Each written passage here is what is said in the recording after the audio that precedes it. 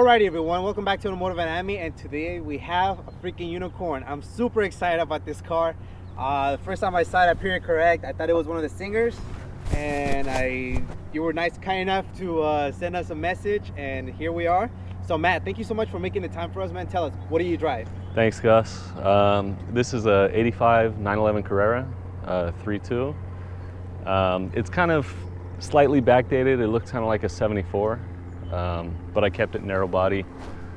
Yeah, I love Porsches, and this is kind of like the car, the best that I could build, within my means, because Porsches ain't cheap. So, so I just did what I could, So what was your background before? Let's back it up a little bit. So before the Porsche, what were you driving?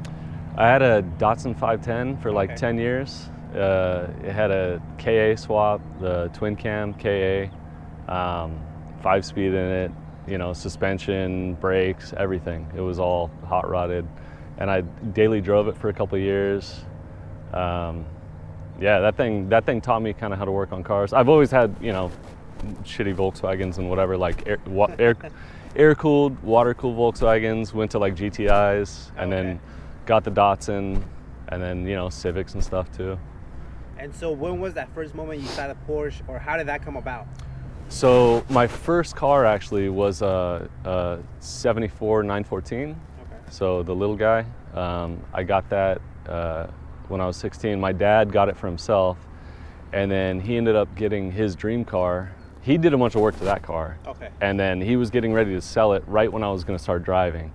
So he got his dream car. What a coincidence, I know, huh? Lucky for me.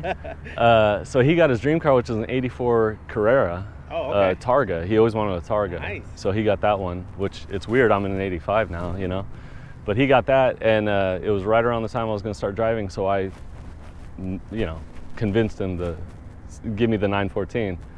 So the Porsche thing came early, I was always down for Porsches. My dad was always crazy about Porsches, never had one until he got that car in 96. So he never had a 911, he never had a 914. He had the 914 for like a year and a half before that, and he did a bunch of work to it. So yeah, and then, I sold the 914 because I couldn't work on it. I was young and dumb and not able to work on anything at the time. How do you settle for an old school air-cooled, and what was the vision for it? Well, it's kind of when Singers started to show up, I was like, that's amazing. I would love to own one of those. But I loved the 964. That was like the one to get. Yeah. So I ended up, so it was 2011. I had a decent job. I was making all right money, and I had a 401k. And so I cashed it out. I had like 20 grand in it. So I talked to the wife, and I was like, hey, it's now or never. Like, if I don't do this now, I'm not going to be able to afford a Porsche. So I cashed that out I got a 964 for not much money, and it was a 92 C2, which is like, you're talking about a unicorn. Like it's a pretty rare car, and I found it in Escondido on Craigslist. And the only reason I looked at it is because I went into my bank one day, and they're like, you're approved for a $20,000 car loan.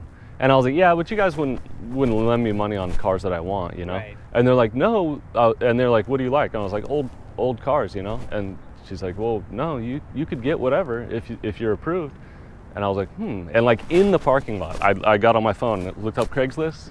There was a 92 C2, and I was just like, you go back inside. All right, yeah. So yeah, I set up. It was within 2 weeks. I talked to the wife, and I was like, I need a Porsche. I need an old Porsche. Hell yes. So, and then she's awesome. So she's like, yeah, cool, do it. Like, I know you've wanted it forever. So, and then and then I went from there. So that got me into it, and that I was bit. It was I thought I was car crazy before, but once I got that Porsche, it was just like off to the races. And then that's the same time Porsche prices started coming up too. So it was easier to justify, because it was like, I'm not going to lose money. Like, I'm going to, dump all my time and money into these cars and maybe make a couple bucks.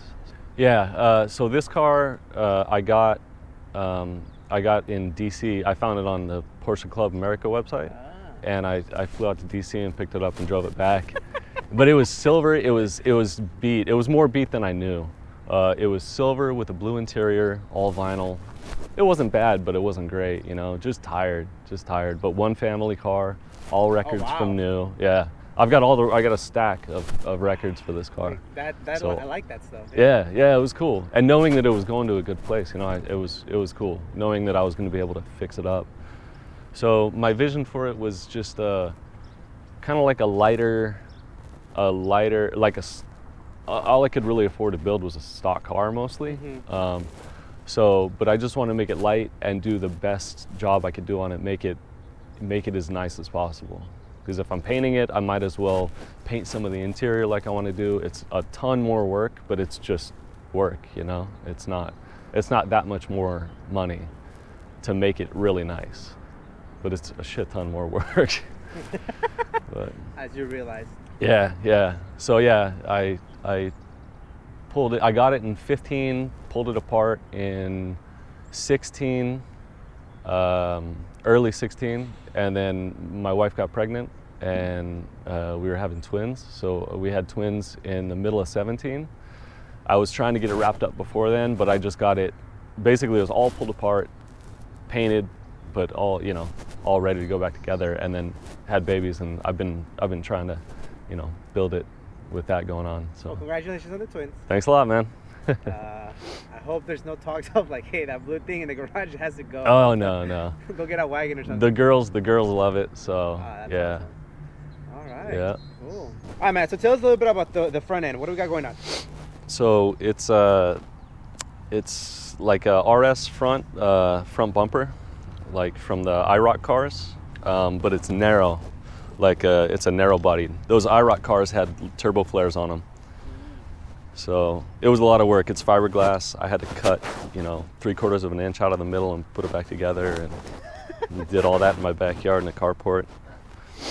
Wow. Yeah. Other than that, I mean, the bumper, the front and rear bumper and the deck lid are the only real changes to the exterior. Oh, and the shaved drip rails, the shaved A-pillars. But other than that, I mean, it's all Porsche looking stuff, You keep saying narrow body. You love the OEM lines. Were you planning? Did that ever even come to mind? Let's do a little wide body, or let's do anything. Well, I like the wide body cars, but I knew I wasn't going to be able to, build a turbo engine for the car, or a big 3.6 or 4 liter or anything like that. So it just didn't make sense. The idea behind the car was more of like a GT type car, where it's lighter but a little more comfortable and a little closer to stock. And yeah, I love the narrow body look. I don't think everything needs flare stock on it. Right. All the cars being built, well, I mean, I don't know if it's still that way, but it seemed like at the time I was building this, everybody would take one of these, strip it down, make it a long hood, stick the flares on it, like, it was like a formula, and I didn't want to fit that formula that I saw. Type of thing. Exactly, yeah. Okay. What is the color code, or what is the name of the color, if you don't mind sharing? This, it's kind of a Gulf blue. I'm not sure how true to Gulf blue it is. Some people say it's supposed to be lighter, but that's the vibe I was going for. Just that baby blue, non-metallic. I forget the code, but it would have been a factory option in 74, which is... Gotcha. Tell us about your suspension pieces. What do you have going on? So it's, let me think. I got 21 mil torsion bar on the front, 28s in the rear. Bilstein Sports all around. Everything's brand new, all suspension bushings and everything. I'm on stock sway bars. Everything's rebuilt and freshened up. But yeah, that's it on that. Stock brakes. The brakes are good though. How hard was it to find all those things? It's easy. I mean, okay.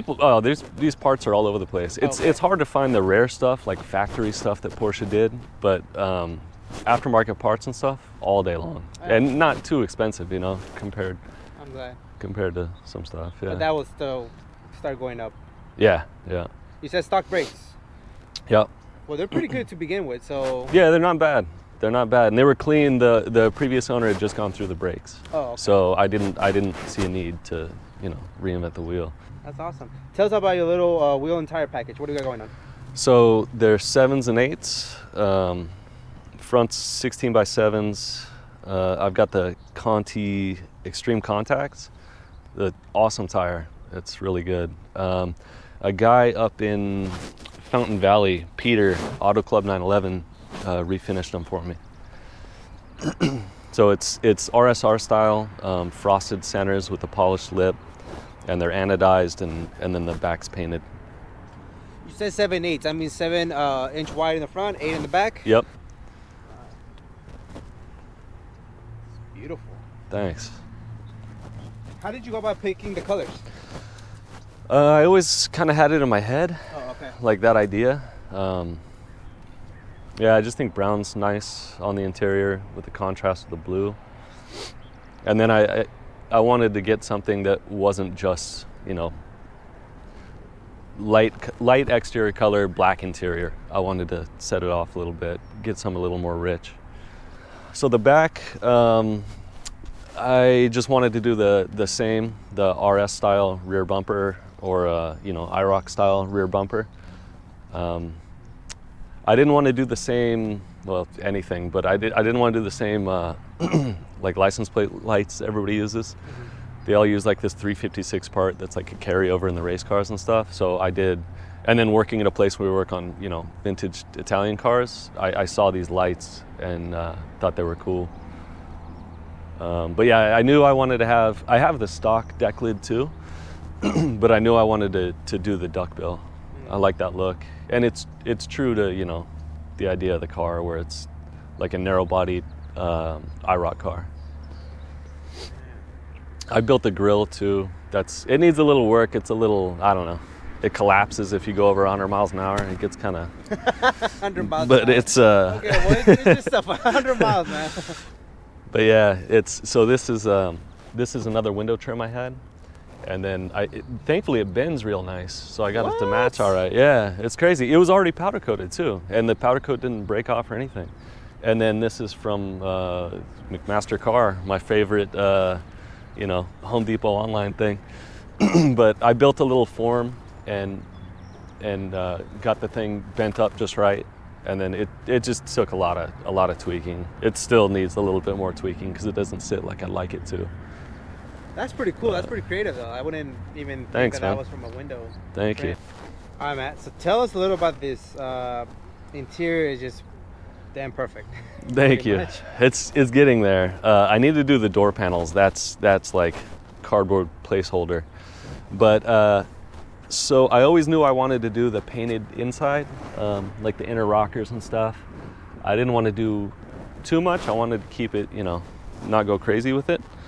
So that's what I carpeted up there at the kick panels and stuff. I love the square weave carpet from like the 356. So I made the carpet kit. Autos International over in Escondido did the binding, but I cut and trimmed everything real tight so everything fits real nice in there. I love the Porsche pattern from the 928s and some Euro SCs had it. That's this trippy, like op art checkerboard they got going on. So these are Recaro pole positions. I got them recovered. Escondido Custom Upholstery did them. And then my buddy, Fade Hurricane, he's a graphic designer dude. He has a laser engraver, and he engraved the leather with that Porsche look. I gave him the pattern. I drew it up in Illustrator and sent it to him, and he burned it for me. That's awesome. Yeah, thanks. I was going to do the weave. You could see the other side is woven. Mm-hmm. It's so much work, and I'm pretty sure I'm gonna have to just toss it because it doesn't fit. You can't do it on the seats. There's no way it's gonna hold up. So I think I'm gonna have to redo the door panels with the burned, which means like literally a couple weeks worth of work that I just get to, I don't know, sit on, I guess. I can't throw it away. I got to put it in something. What kind of steering wheel? It's a Momo Prototipo S. It's a vintage one. obviously it's pretty beat. I like it. If I end up keeping the car, I'll probably keep that in there. But I don't know what to do with that.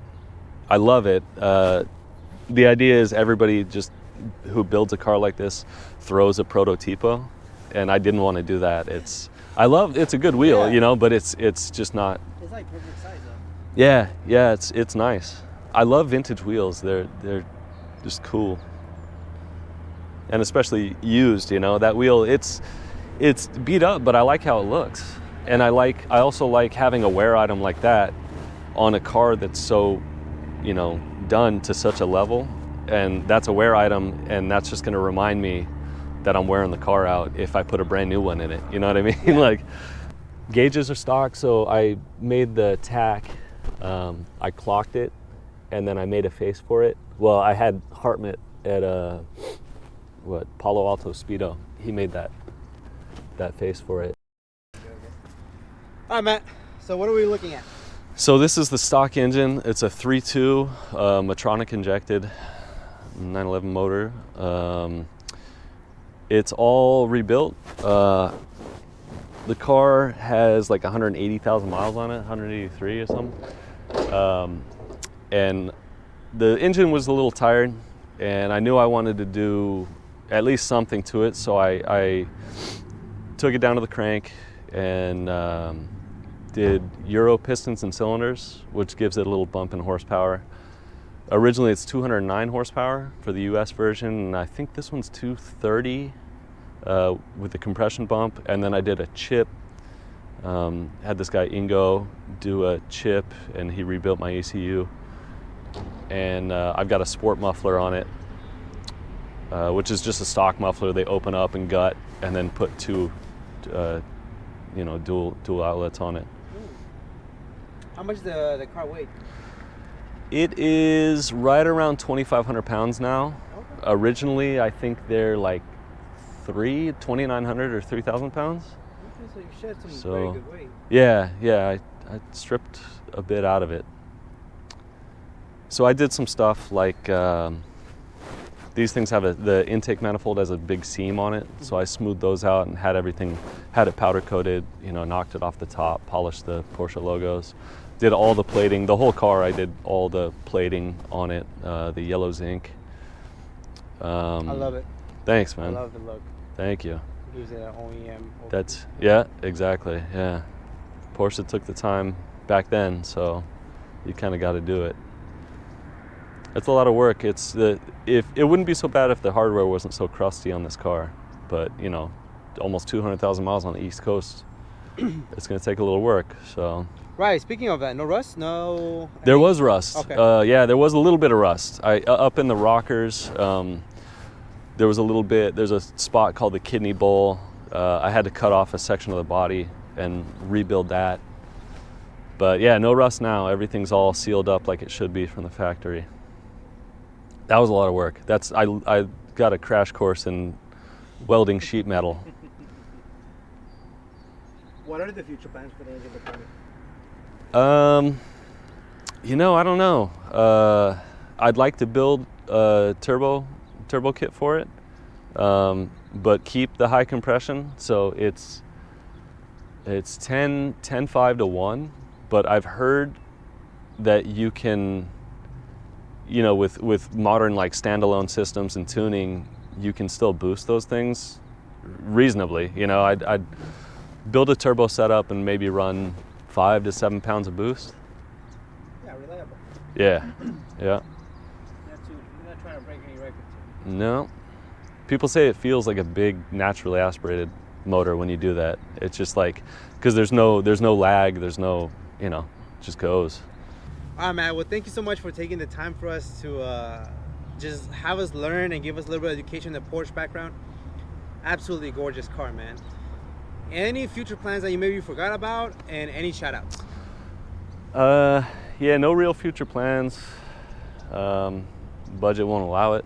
Wife probably won't allow it. She's pretty sick of me being in the garage. So, but yeah, take the babies out in it. They love the car. So that's pretty much future plans. Just get it out there, get it in front of some people, and have fun and enjoy the car. You know, take it out and drive it hard. And shout outs, yeah. I mean, I work at a place called Dugan Enterprises, so we work on old, vintage Italian stuff. So I've done a lot of work there. The boss is cool. He lets me, that's awesome. work on it there. We kind of got a deal where I work on this 2 days a week there if I want to, or whatever I got going. It's always some car, something. So, and then yeah, my painter Manuel, he's awesome. He's painted and repainted stuff because I'm a crazy person. He's always awesome. He's such a good dude. Yeah, Oscar at Escondido Custom Upholstery did a great job. Can't wait to go back and give him more money and finish up the interior. But of course, my wife and my babies, my family, everybody that's helped me with this thing along the way. My buddy Jen that built the engine. Yeah, that's it. Well, Matt, thank you so much, man, for making the time for us. Thanks I a really, lot, really Gus. appreciate it, man. And yeah, this definitely has been a pleasure. And thank you so much for reaching out to me. I really appreciate it, man. Likewise, thank you. I appreciate the opportunity for sure. All right, man. Well, we'll see you around maybe at the next Cars and Coffee or something. Yeah, for sure. Thank you, sir. He's like running back there, so he's on the camera. Bigfoot.